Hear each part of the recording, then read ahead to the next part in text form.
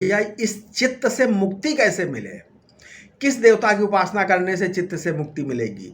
चित्त को एकाग्र करने से मुक्ति मिलेगी, या कुछ नया कर्म करने से मुक्ति मिलेगी चित्त से, या कुछ करने से, उपासना से, योग से? इन सभी से चित्त नहीं छूटेगा, क्योंकि ये तो चित्त के ही क्या है, चित्त के ही आकार प्रकार हैं।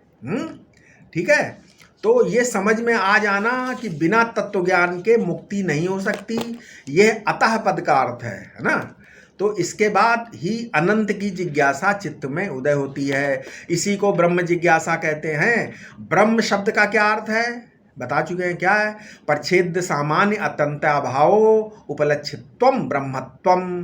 देश काल द्रव्य जीव अजीव प्रत्यक्ष परोक्ष अपरोक्ष वस्तुओं के जितने भी छोटे छोटे टुकड़े हैं, यानी सब परिच्छेद सामान्य है।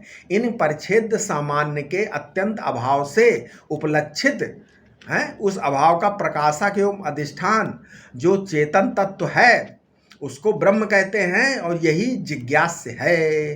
तो ये जिज्ञास ब्रह्म यदि प्रत्येक चैतन्य से अभिन्न है तब तो पूर्ण है, और यदि भिन्न है तो दोनों ही अधूरे हैं, कोई पूर्ण नहीं है ना।